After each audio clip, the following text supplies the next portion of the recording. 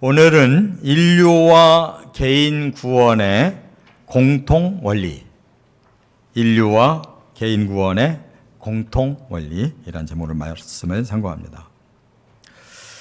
이런 말이 있습니다. 한 사람의 값은 천하의 값보다 더 비싸다. 이 말씀을 하신 분이 바로 예수님이십니다.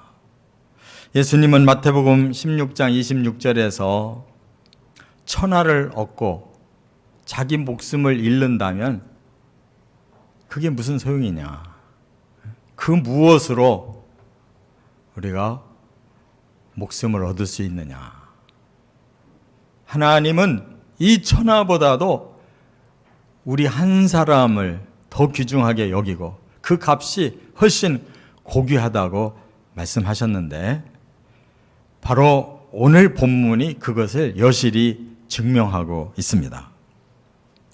하나님이 인류를 사랑하시고 이 땅에 창조해서 인류를 시작하셨는데 바로 사탄의 이 거짓을 통해서 인류 모두가 죄인이 돼버리고 말았습니다. 그래서 바로 하나님께서 그 사랑을 이제는 구원을 위해서 쏟기 시작하셨는데 이 인류를 구원하기 위해 먼저 인류를 전 세계로 번창하도록 퍼뜨리시는데 2000년 걸렸어요. 그리고 그 많은 인류를 이제 구원하기 위해서 구체적으로 구원 계획을 세우시고 실행하시는데 2000년 걸렸어요. 그리고 구원자를 보내셔서 복음을 완성하시는데 33년이 걸리셨어요. 그리고 제자들을 세워서 그 복음을 온 세상에 전하시는데 또 2000년이 걸렸어요. 바로 우리가 지금 그 끝자락에 와 있는 것입니다. 그러나 아직도 구원은 완성되지 않았어요. 지금도 진행 중이고 구원의 완성이 언제 될런지 모르지만 한 가지 힌트를 주셨는데 임시 낙원을 우리가 경험하는 기간이 앞으로 1000년이 있다고 말씀했어요. 그렇다면 왜 이렇게 하나님께서 수천 년에 걸쳐 이 구원의 계획을 진행하고 계실까? 우리 한 사람의 영혼이 천하보다 귀하기 때문에 결코 우리 하나님은 한 영혼도 버리지 아니하시고 다 구원하기를 원하시는 사랑의 마음 때문인 줄 믿습니다. 그래서 인류는 수천 년 동안 수없이 많이 늘어났지만 하나님의 마음에는 6000년 전에 한 영혼이나 6000년이 지난 지금의 한 영혼이나 똑같이 중요해서 이 구원의 역사를 이렇게 오랫동안 이끌어 오시면서 우리의 한 생애 안에 이 구원을 주시려고 우리를 얼마나 사랑하고 섭리하고 계시는지 모른다 그 말이에요. 그래서 오늘 본문을 보면 두 가지의 말씀이 진행되고 있는데 인류 전체를 위한 구원의 계획과 그리고 한 사람을 향한 그 구원의 계획을 동시에 똑같은 원리로 진행하고 계시다는 거예요. 놀랍지 않습니까? 사람의 세계는 그런 법이 없어요. 전체를 위해서는 한 사람은 전혀 관심을 두지 않습니다. 그러나 하나님은 전체를 위해서 그 놀라운 계획을 진행하시면서 그 속에 단 한 사람도 놓치지 아니하고 이 구원을 똑같이 주시려고 하시는 이 섭리를 우리가 여기서 깨달아야 돼요. 그래서 우리는 참으로 역사를 볼 줄 알면서도 우리 개개인 한 사람 한 사람을 향한 하나님의 그 사랑의 섭리, 구원의 역사를 깨달을 때 우리가 거기에 동참할 줄 믿습니다. 그래서 오늘 본문은 세 가지의 원리를 보여주시는데 이게 조금 딱딱해 보여요. 그러나 여러분 정말로 우리가 살고 죽는 문제라면 이게 딱딱할 수가 없는 거예요. 중요하기 때문에 하나님은 이렇게 깊은 말씀을 주시려니까 이것이 우리가 진지하면 얼마든지 이 말씀은 놀라운 말씀이지만 우리의 마음이 진지하지 않으면 이런 졸리게 되는 거예요. 우리의 생명이 달린 문제인 것입니다. 저와 여러분의 말씀이 꼭 되어지시기를 바랍니다. 첫째는 1절부터 3절에 보면 율법과 미숙의 원리로 하나님이 구원을 진행하신다는 거예요. 자, 먼저 3절을 같이 읽어보겠습니다. 이와 같이 우리도 어렸을 때에 이 세상의 초등학문 아래에 있어서 종노릇 하였더니, 이게 무슨 말인가 하면요, 사람의 한 생에도 미숙한 어린 시절이 있고 또 배워서 좀 성장하고 성숙해지는 시절이 있고, 그렇지 않습니까?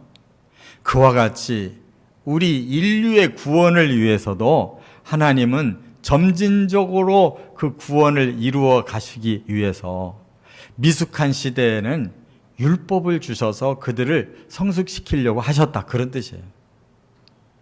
그것이 무엇을 의미합니까?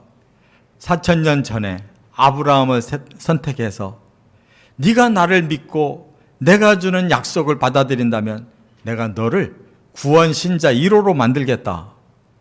그래서 시작하신 그 구원인데 500년 후에 하나님의 그 선민, 한 민족이 하나님께로부터 선택을 받았어요. 그래서 이미 구원을 약속받은 그 백성들이 하나님을 닮고 하나님의 자녀로서 손색이 없게 해주려고 하나님이 율법을 주신 겁니다. 이 세상에 법이 없던 시대에 법을 주셨어요. 여러분, 법이 없으면 세상이 엉망인 겁니다. 질서가 없는 거예요. 하나님이 사랑하셔서 하나님의 자녀들답게 살으라고 거룩한 법을 주셨어요. 아, 이것이 의고 이것이 불이고, 이것이 선이고 이것이 악이고, 이것이 거룩함이고 이것이 부정함이다. 그걸 알고 사람들로 하여금 불의를 행치 않고 의롭게 살게, 악을 행치 않고 선하게 살게, 부정을 저지르지 않고 거룩하게 살도록 해주신 것이 하나님의 사랑인 줄 믿습니다.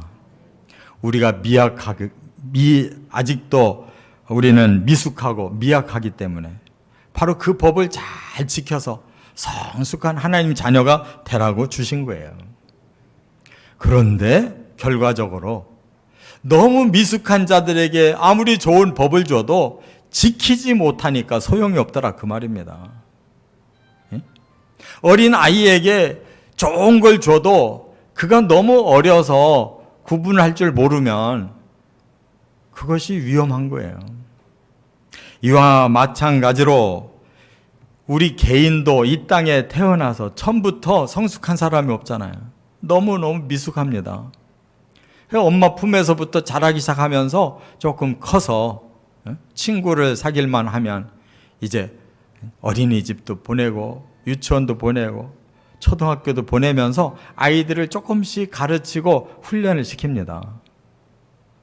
그런데 우리가 원하는 대로 학원 간다고, 학교 간다고 아이들이 점점 완벽해집니까?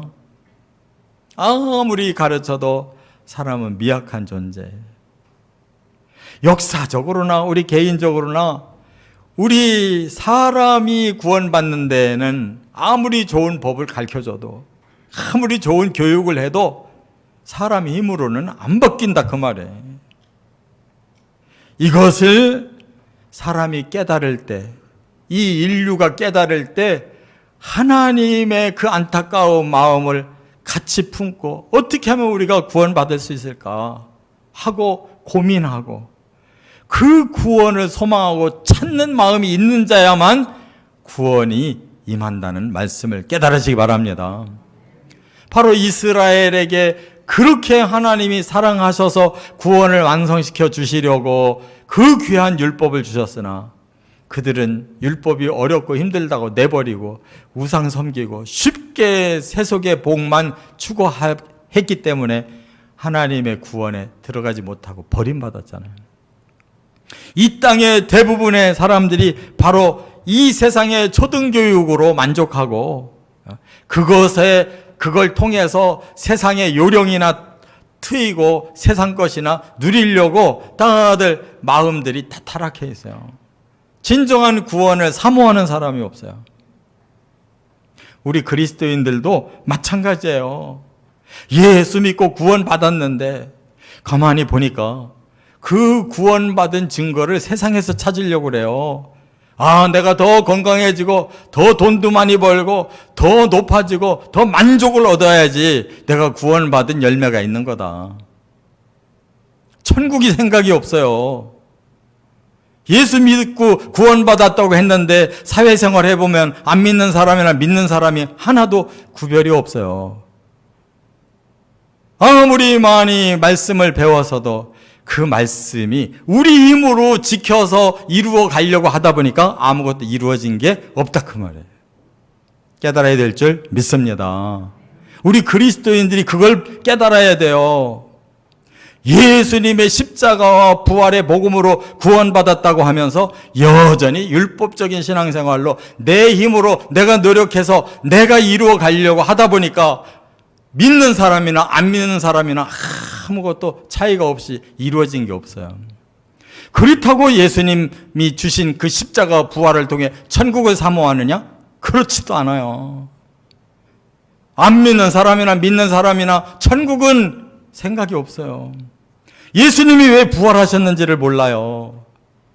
왜 예수님이 천국을 먼저 가셔서 준비하러 올라가시고 다시 내려와서 너희를 데리고 그곳으로 가겠다고 말씀하시는지를 모르고 있어요.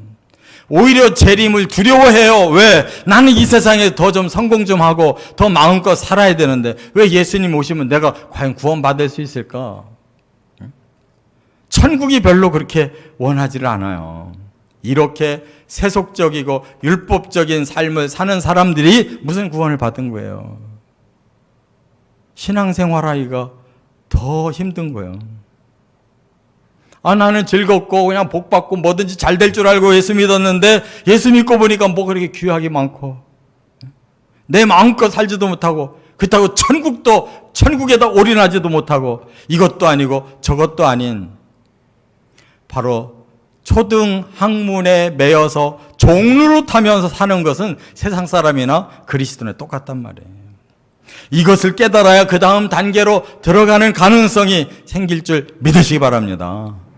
두 번째, 그래서 4절과 5절에 복음과 변화의 원리를 하나님이 주신 것이다 그 말이에요. 자, 4절과 5절 같이 읽어보겠습니다. 때가 참에 하나님이 그 아들을 보내사 여자에게서 나게 하시고 율법 아래에 나게 하신 것은 율법 아래에 있는 자들을 속량하시고 우리로 아들의 명분을 얻게 하려 하심이라. 여러분, 그래서 율법 시대를 마감하고 복음 시대, 예수님의 시대를 주신 것은 우리로 하여금 아주 새로운 존재로 변화를 시켜버리기 위해서 그렇게 하셨다는 거예요. 그러면 어떻게 우리가 변화를 받을 수 있느냐? 아예 우리 스스로 죄를 해결할 수 없는 것을 하나님이 아시고 하나님 자신이 사람으로 이 땅에 오셔서 여자의 몸을 빌어서 태어나셨어요. 그리고 이 율법의 삶 속에서 자신이 다 100% 순종해서 율법을 대신 이뤄 놓으셨어요. 그러면 예수님은 완전하신 분이기 때문에 아무 죄도 없고 예수님은 모든 것이 다 가능한 분이에요. 그러나 왜 오셨느냐? 우리를 위해서 우리 죄값을 다 대신 지시고 우리로 하여금 하나님의 아들이라고 하는 본래의 신분을 회복해 주시려고 예수님이 몽땅 잘못된 건 다 뒤집어 쓰시고 예수님이 하나님의 아들이신데 죄인 중에 죄인으로 죽으시고 우리에게 대신 하나님 아들의 신분을 돌려주셨다 그 말이에요. 그럼으로써 우리가 노력해서 얻을 수 없는 의와 우리가 노력해서 얻을 수 없는 하나님의 아들의 신분을 한순간에 그냥 허락하셔서 우리는 모르는 사이에 변화되어 있다 그 말이에요. 의로운 사람으로 신분이 바뀌어져 있고 하나님의 아들이라는 신분이 우리도 모르는 사이에 바뀌어져 있어요. 그걸 누가 인정하시냐? 하나님이 인정하시는 거예요. 할렐루야.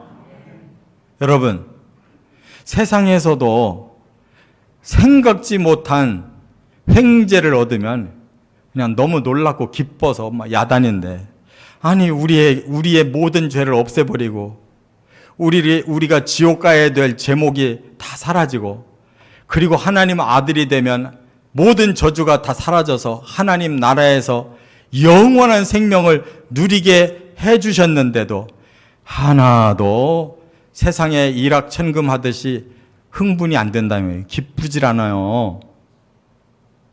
예수님이 왜 돌아가셨으며, 예수님이 왜 자기의 그 하나님 아들 신분을 스스로 버리고 우리를 하나님 아들로 끌어올리려고 해주신 이 혜택이 도대체 가치가 없단 말입니까? 왜 그것이 우리 마음에 놀라운 복음이 되지 않느냐면, 우리는 천국을 원하지 않기 때문이에요. 하나님이 왜 우리 죄를 씻어주고 하나님 아들이 되게 하려고 하냐면, 천국 주려고. 이 땅만 살고 갈 것 같으면 그렇게 할 필요가 없어요. 이 죄인이나 저 죄인이나 이 세상 한 세상 살고 다 똑같이 묻힐 거라면 굳이 예수 그리스도의 십자가를 믿을 필요도 없고 부활을 믿을 필요도 없고 예수님이 천국을 준비할 필요도 없다, 그 말이에요. 그런데 왜 그렇게 하시려고 하느냐면, 우리를 이런 세상에서 살다가 죽을 죄인과는 다르게 하늘로 올리시려니까 우리 죄를 없애야 되고 우리를 하나님 아들로 신분을 바꾸려고 하는 것임을 깨달아야 변화가 올 줄 믿습니다. 우리 자신이 정말로 어디까지 가기를 원하냐는 말이에요. 이 땅에서 잘 살다가 죽고 다른 사람들처럼 영원히 저승 가기를 원하는 겁니까? 그러면 예수 믿을 필요가 없어요. 그러나 복음을 주신 이유는 우리를 우리 힘으로가 아니라 하나님 자신이 스스로 변화되셔서 아예 우리를 죄인을 의인으로 만들어버리고 이 땅에 멸망할 자를 하나님 아들로 그냥 받아버리시려고 이 모든 거를 다 주셔서 그냥 변화시켜버리신 거예요, 하나님 자신이. 근데 우리는 안 변했어요. 우리의 생각이 안 변하고 마음이 안 변하고 깨달음이 안 변하니까 아무 소용이 없는 거예요, 복음이. 깨달으시기 바랍니다.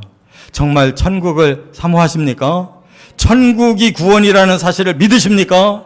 그렇다면 우리 마음보가 바뀌어야 되는 거예요. 그 십자가의 은혜를 받은 사람이, 그 부활의 은혜를 받을 사람이, 그 천국이 약속되어져서 그 나라를 갈 사람이 지금 이렇게 흥분이 안 돼서 세상 일이 더 분주해서 이렇게 마음이 변하지 않고 어떻게 그 나라를 얻겠습니까? 복음은 바로 우리 마음을 변화시키라는 것인 줄 깨달으시기 바랍니다. 율법을 행해서 완벽해지라는 게 아니에요.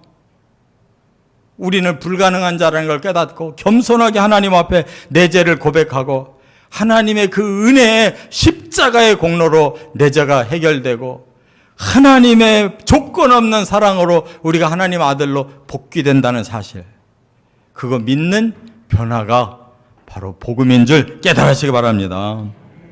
그래서 로마서 12장에 우리에게 요구하는 게 단 한 가지예요. 마음의 변화를 받으라는 거예요. 로마서 12장 1절 2절에 이렇게 말씀했어요.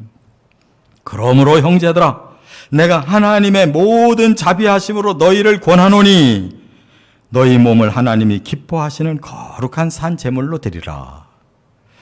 하나님이 너무너무 자비하시게 우리에게 베푸신 그 은혜를 깨닫는다면 이제부터 하나님께 마음 열고, 우리가 이렇게 한 시간만 형식적으로 예배드리는 게 아니라 우리의 삶을 하나님하고 교통할 수 있는 삶의 예배로 좀 드려봐라. 하나님 안에서 좀 살아봐라. 그렇다고 해서 완벽한 건 아니잖아요. 마음이 열린 사람이 사람 간에도 사랑을 나누려면 서로가 완벽해서 사랑하는 게 아니에요. 상대방 단점 다 알고 서로가 부족한 거 다 알아도 마음이 열리면 사랑하는 거잖아요. 하나님이 우리를 완벽하게 보시려고 하는 게 아니라 우리 마음 보시려고 하는 거예요. 하나님을 향해 있는지, 여전히 세속의 것을 추구하고 있는지, 하나님 나라를 가고 싶어 하는 건지 마음을 보고 싶어 하시는 것이 바로 우리에게 변화인 줄 깨달으시기 바랍니다. 그래서 그러기 위해서 이 세대를 본받지 말고, 왜? 이 세상은 악을 저지르는 세상이고 그 악에 대한 대가는 멸망인데 그 길로 이제는 그만 가야 되겠다. 마음을 바꿔서 이제는 우리가 하나님이 뭘 선하게 여기시고 뭘 기뻐 여기시고 뭘 온전하다고 하시는지 그 방향으로 나는 마음을 바꾸겠다. 그게 마음의 변화라는 거예요.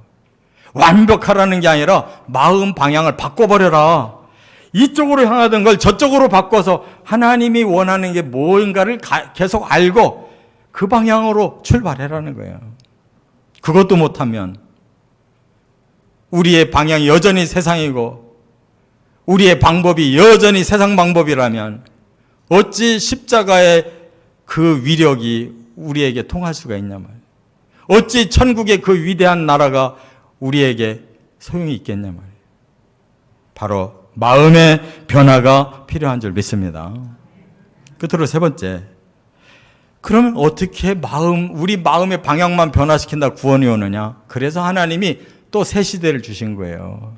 6절, 7절에 보면 성령과 성숙의 원리를 주신 겁니다. 이제는 또 하나님께서 새 시대를 준비해 놓으셨어요. 자, 6절, 7절 같이 읽어보겠습니다. 너희가 아들이므로 하나님이 그 아들의 영을 우리 마음 가운데 보내사 아빠 아버지라 부르게 하셨느니라. 그러므로 네가 이후로는 종이 아니요 아들이니 아들이면 하나님으로 말미암아 유업을 받을 자니라. 여러분, 우리가 자격이 갖춰져서 하나님 아들이 아니잖아요. 신분만 그냥 아들로 주셨어요. 그랬더니 하나님이 네가 내 아들이라면 내 아들답게 내가 만들어놔야 되겠다. 그래서 하나님의 영이 아예 우리 신자들의 마음에 들어오셔서 함께 사신다는 거예요. 그러면 우리가 해야 될 일이 뭐겠어요? 내 힘으로는 아들답게 못 살아요. 그렇다면 누구에게 맡겨야 되겠냐고요. 하나님의 성령이 내 안에 들어오시겠다고 하면 우리는 마음문 열고 내 자아를 내려놓고 성령을 모셔야 되는 거예요. 내 주인으로. 그러면 성령이 와서 뭐 하시겠냐고요. 우리를 하나님 아들답게 만들어 가시겠다는 겁니다. 근데 우리가 하나님께 내놓질 않아요. 내 마음을 안 내놔요. 내가 여전히 내 주인이에요. 내 방향, 내 목표 그대로 가지고 가려고 해요. 그러면 성령이 어떻게 하시겠어요? 억지로 폭력적으로 우리를 무릎 꿇게 하실 겁니까? 우리의 뜻을 굽히지 않겠다면 성령이 뜻을 버리시는 거예요. 네가 하나님의 아들답게 되고 싶지 않다면 성령은 그 이상 해줄 수가 없어요. 우리가 너무너무 하나님처럼 닮고 싶고 하나님 나라에 가서 그 영원한 거룩한 은혜를 받고 싶습니다 하는 마음에 어떻게 하면 될 수 있을까 할 때 성령이 오셔서 우리를 끌어줘야 효과가 있는 거지. 우리는 정작 마음이 없어서 뒤돌아서고 있는데 성령이 아무리 우리를 천국을 향해 끌고 가려고 해봐야 끌어지겠냐 그 말이에요. 우리의 마음이 안 변하면 성령이 역할을 할 수가 없어요. 바로 성령을 의존하는 것이 성숙의 지름길인 줄 깨달으시기 바랍니다. 내가 법을 지키는 게 아니고 성령이 나로 하여금 법을 지킬 능력을 주셔야 된다 그 말이에요. 그래서 오늘 본문에 보니까 아들의 영이 들어와야 우리 마음에 하나님을 보고 아빠, 아버지라고 부를 수 있다는 거예요. 우리가 뭘 자신 있게 한 게 있어야 아빠라고 부르지. 믿음이 있어서 아빠라고 부르고 성령이 감동을 주셔서 아버지라고 부르는 거예요. 어떻게 감히 우리가 두려워서 하나님 부르느냐는 말이에요. 그래도 부를 수 있는 것은 우리가 완벽해서가 아니고 그 아버지 하나님을 깨닫고 믿어지고 성령이 감동 주니까 하나님을 따르는 것이라 이 말이에요. 그 아버지를 계속 따라가면 마지막에 무엇을 주시겠느냐? 아들이면 하나님으로 말미암아 유업을 받을 자니라. 여러분, 우리 아버지가 하늘의 만군의 온 세계의 주인이신데 바로 우리에게 그걸 주려고 성령으로 우리를 이끌어 가고 계시잖아요. 그 놀라운 유업이 마음에 믿어지고 너무너무 그 유업을 얻고 싶다면 성령을 따라가기만 하면 되는 것인 줄 믿습니다. 그 유업을 신약성경에 뭐라고 말씀했느냐? 베드로전서 1장 4절에 보면 썩지 않고 더럽지 않고 쇠하지 아니하는 하늘에 간직하신 유업이다 그랬어요. 우리가 썩은 거 좋아하고 더러운 거 좋아하고 쇠하는 걸 좋아한다면 그 유업은 우리에게 별로 기대가 안 돼요. 그러나 정말 우리가 썩지 않고 더러워지지 않고 쇠해지지 않는 영원한 하나님의 유업을 사모한다면 성령만 순종하고 따르면 될 줄 믿습니다.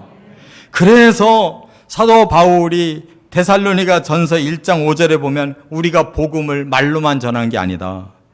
또한 능력과 성령과 큰 확신으로 된 것이다. 여러분, 우리가 과거에 예수 믿을 때 전도해서 예수 믿었는데 그것만으로 믿은 게 아니잖아요.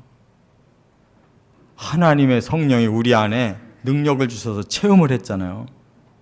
그리고 확신을 주셨기에 우리가 복음을 믿고 여기까지 온 거잖아요. 다시 일으켜야 된다 이 말이에요. 또 에베소서 1장 13절에 그 안에서 너희도 진리의 말씀 곧 너희의 구원의 복음을 듣고 그 안에서 또한 믿어 약속의 성령으로 인치심을 받았느니라. 성령이 우리에게 꽉 도장을 찍어놔서 우리가 그 힘으로 산다는 거예요. 근데 여러분, 그 도장의 흔적이 남아 있습니까? 신앙의 최고의 절정은 성령과 동행하는 삶이에요. 성령 잃어버리면 아무것도 남는 게 없는 거예요. 예수의 십자가와 부활이 여전히 우리의 삶 속에서 중심이 되려면 성령이 내 안에서 깨달음을 주고 이끌어 가시는 대로 순종해야 십자가와 부활이 살아있고 천국이 살아있는 것입니다. 성령과 동행하는 것이 최고의 성공의 지름길입니다. 이렇게 살아가시기를 주의 이름으로 축원합니다.